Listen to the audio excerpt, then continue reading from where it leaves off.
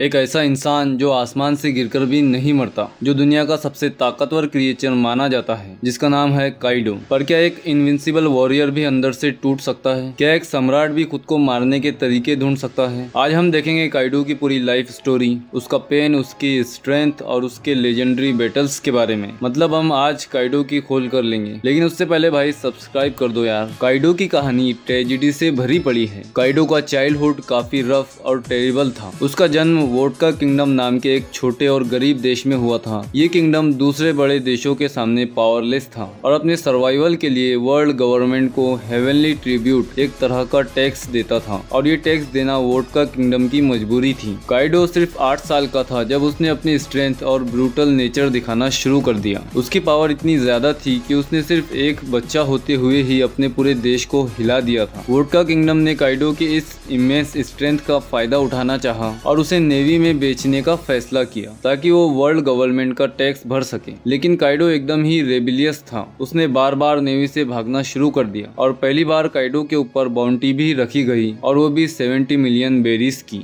और इस खबर से पूरे वन पीस वर्ल्ड में बेचैनी फैल गई। लेकिन अकेला इंसान क्या ही करता, तो काइडो के दिमाग में एक आइडिया आया और काइडो ने खुद को नेवी के हवाले कर दिया ताकि खाना खा सके। यानी सिर्फ अपनी भूख मिटाने के लिए काइडो खुद को अरेस्ट करवाता था और नेवी शिप्स पर पेट भर के खाना खाता और नेवी शिप से भाग जाता। और हर बार जब उसे पकड़ा जाता वो और भी ज्यादा पावरफुल और फियरलेस बन जाता। और जब काइडो 15 साल का हुआ तब वो हाचिनोसु आइलैंड पर पहुंचा और उसने अपनी ब्रूटल स्ट्रेंथ से अपना नाम बनाना शुरू कर दिया। और हाचिनोसु आइलैंड पर ऐसा कोई नहीं था जो उसका मुकाबला कर सके। और बहुत जल्द ही एक पायरेट ने काइडो को रॉक्स पायरेट्स ज्वाइन करने का इन्विटेशन दिया और काइडो ने वो इन्विटेशन एक्सेप्ट कर लिया। और जिसने काइडो को इन्वाइट किया था, आज हम उसको दी स्ट्रॉन्गेस्ट व्हाइट बियर्ड यानी एडवर्ड न्यूगेट के नाम से जानते हैं। और फिर जल्दी ही काइडो ने अपने न्यू पायरेट्स फ्रेंड बनाना शुरू कर दिए, जो कि रॉक्स पायरेट के मेंबर्स थे, जिसमें व्हाइट बियर्ड के साथ साथ बिग मॉम और शिकी भी इंक्लूड है। और फिर रॉक्स पायरेट ने गॉड वैली का ट्रेजर क्लेम करने का फैसला किया, लेकिन वहां पर पहले से ही नेवी और रॉजर पायरेट्स उनका इंतजार कर रहे थे। और फिर रॉक्स पायरेट्स वर्सेस नेवी और रॉजर पायरेट्स अलायंस वाली फाइट में रॉक पायरेट्स को डिफीट मिली और रॉक्स पायरेट्स का पूरा क्रू डिसबैंडेड हो गया। और रॉक्स पायरेट्स के सारे मेंबर्स ने अपना अपना सेपरेट रास्ता चुना और अपना खुद का क्रू बनाया। और फिर बिग मॉम ने काइडो को एक गिफ्ट दिया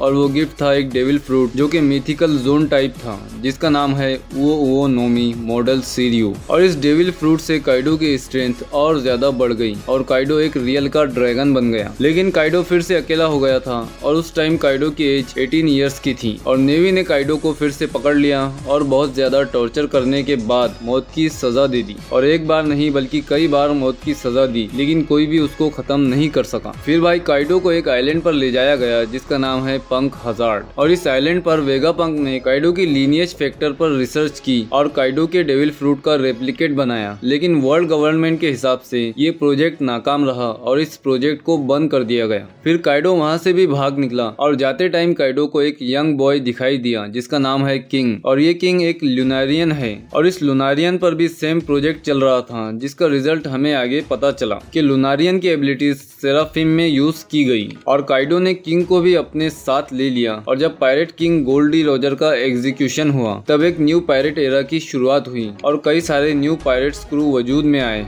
पर इन सब पायरेट्स में सिर्फ 4 पायरेट्स ग्रुप को स्ट्रॉन्गेस्ट माना जाता था और वो थे shanks, big mom, white beard और काइडो। और इस तरह काइडो बना एक सी एम्परर। अब बात करते हैं काइडो के एम्बिशन के बारे में। आखिर उसका मकसद क्या था? तो काइडो का एम्बिशन था एक नया वर्ल्ड ऑर्डर। काइडो एक सिंपल चीज चाहता था, एक ऐसी दुनिया जहां सिर्फ स्ट्रॉन्ग लोग बचे। उसका मानना था कि वर्ल्ड गवर्नमेंट और सेलेस्टियल ड्रैगन इस दुनिया को गलत तरीके से चला रहे हैं, इसलिए उसने अपनी खुद की आर्मी बनाई, द बीस्ट पायरेट्स। उसने पूरे वर्ल्ड गवर्नमेंट को खत्म करने के लिए एंशिएंट वेपन्स और वन पीस का पीछा किया और किंग ने उसका साथ दिया। इसलिए दिया क्योंकि किंग को लगता था कि काइडो ही जॉय बॉय है जो पूरे वर्ल्ड को चेंज करेगा। और काइडो ये सोचता था कि वो खुद जॉय बॉय है या फिर जो काइडो को डिफीट करेगा वो जॉय बॉय होगा। और जो सबसे शॉकिंग बात थी वो ये थी कि काइडो एक जॉय बॉय ढूंढ रहा था। वो चाहता था कि कोई आए और इस दुनिया का पूरा सिस्टम तोड़ दे। उसका मानना था कि लुफी ही वो इंसान हो सकता है जो पुराने सिस्टम को बदल सके। फिर कुरोजोमी ने काइडो को लैंड ऑफ वानो में इनवाइट किया और साथ ही अपने सोल्जर्स और वेपन्स भी काइडो को दे दिए, जिससे काइडो की स्ट्रेंथ और बढ़ती गई और काइडो ओरोची कुरोजोमी के प्रोटेक्टर के रूप में वानो में रहने लगा। इसी दौरान काइडो को एक लड़की हुई जिसका नाम है यामाटो। और इसके बाद क्वीन ने भी काइडो को ज्वाइन कर लिया और यहाँ से हर दिन काइडो की स्ट्रेंथ बढ़ती गई और काइडो के पास 20,000 से भी ज्यादा स्ट्रॉन्ग आर्मी बन गई। और इसी दौरान one of the 7 warlord Gecko Moria ने काइडो को डिफीट करने के लिए लैंड ऑफ वानो में कदम रखा और दोनों के बीच घमासान फाइट हुई, लेकिन इस फाइट में मोरिया सामा को डिफीट मिली और इस डिफीट के चलते मोरिया डिप्रेशन का शिकार हो गया और किंग ऑफ पायरेट्स बनने की रेस से ही बाहर निकल गया। और इसके बाद काइडो के अगेंस्ट खड़ा हुआ ओडेन और ओडेन के 9 समुराई और काइडो वर्सेस ओडेन। ये बैटल एक इंटेंस और इंटरेस्टिंग थी और जब काइडो और ओडेन आमने सामने आए तब ओडेन ने अपनी स्ट्रेंथ से काइडो को एक पावरफुल ब्लो दिया और स्ट्रॉन्गेस्ट क्रीचर के स्किन पर एक परमानेंट स्कार बनाने में कामयाब रहा। और ये स्कार देखकर काइडो खुद शॉक हो गया था और इस टाइम ओडेन के पास चांस था काइडो को डिफीट करने का, लेकिन ओरोची ने अपनी चालबाजी से ओडेन को ट्रिक किया और ओडेन ने अपने गार्ड्स डाउन कर दिए और काइडो ने ओडेन और उसके समुराई को कैप्चर कर लिया और उनको जिंदा बॉइल वाटर में 1 घंटा सरवाइव करने की सजा दी और जो सरवाइव करेगा उसकी जान बख्श दी जाएगी। और ओडेन ने उस खौलते हुए पानी में 1 घंटा सरवाइव कर लिया, लेकिन काइडो ने उसको वहीं पर एग्जीक्यूट कर दिया। लेकिन काइडो ने ओरोची की तरफ से ओडेन से माफी मांगी क्योंकि अगर ओरोची इंटरफेयर नहीं करता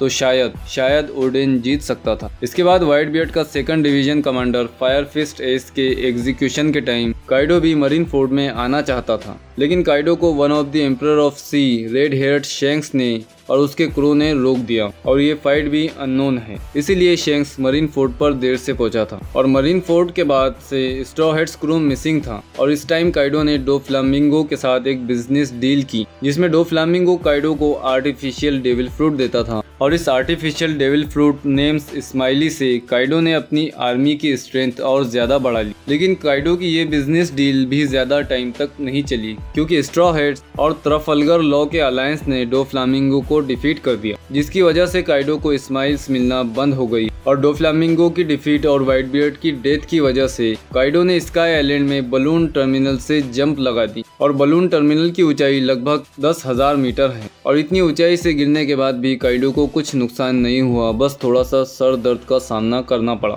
इसलिए काइडो को मारना इम्पॉसिबल माना जाता है, काइडो को हराना इम्पॉसिबल माना जाता है। लेकिन क्यों? चलिए देखते हैं उसकी कुछ पावर्स और एबिलिटीज। सबसे पहले है जोन डेविल फ्रूट उओ नोमी मॉडल सीरियो। इससे काइडो एक मैसिव ब्लू ड्रैगन में बदल सकता है। उसकी फ्लेम क्लाउड्स की वजह से वो हवा में उड़ सकता है और पूरे आइलैंड को उठाकर भी उड़ सकता है। इसके बाद है काइडो का हाइब्रिड फॉर्म और सबसे डेंजरस मोड। इस फॉर्म में काइडो की ब्रूट स्ट्रेंथ और ड्रैगन फॉर्म की स्पीड कंबाइन हो जाती है जो उसे अनस्टॉपेबल बनाती है। फिर है टफेस्ट ड्यूरेबिलिटी और काइडो का मरना बहुत मुश्किल है क्योंकि काइडो की बॉडी इतनी स्ट्रॉन्ग है कि वो आसमान से गिरकर भी नहीं मरता। मरीन एडमायरल या योंको भी उसे इजीली चोट नहीं पहुंचा सकते। नेक्स्ट है conquerors hockey advance form. Kaido की कॉन्करर्स हाकी इतनी पावरफुल है कि वो बिना किसी फिजिकल कांटेक्ट के भी अपने ओपोनेंट्स को डैमेज दे सकता है। ये हो गई काइडो की कुछ मेन एबिलिटीज। अब हम देखेंगे काइडो की सबसे लेजेंडरी बैटल्स। काइडो की फाइट वन पीस की हिस्ट्री में लेजेंडरी मानी जाती है। सबसे पहले तो काइडो वर्सेस ओडेन। तो ओडेन वो पहला इंसान था जो काइडो को एक रियल चैलेंज दे सका। अगर ओरोची ने चीटिंग न की होती तो शायद ओडेन जीत भी सकता था। फिर है काइडो वर्सेस बिग मॉम, दो योंको की टक्कर। काइडो और बिग मॉम की बैटल इतनी इंटेंस थी कि पूरा ओनिगाशिमा हिल गया। नेक्स्ट है काइडो वर्सेस सुपरनोवा। काइडो और बिग मॉम ने मिलकर लूफी, जोरो, किड, लॉ और किलर के खिलाफ फाइट की थी और ये एक ट्रू वॉर थी, एक गूज़बम्प्स वाली फाइट। इसके बाद है काइडो वर्सेस लूफी की फाइनल बैटल और ये फाइट एक नया एरा लेकर आई। लूफी की निका फॉर्म के अगेंस्ट काइडो ने अपनी पूरी स्ट्रेंथ लगा दी पर फाइनली जॉय बॉय की प्रोफेसी पूरी हो गई और लूफी ने काइडो को डिफीट कर दिया। ये तो हो गई काइडो की कहानी, लेकिन क्या काइडो अपनी जिंदगी से खुश था? काइडो खुद को मारना चाहता था।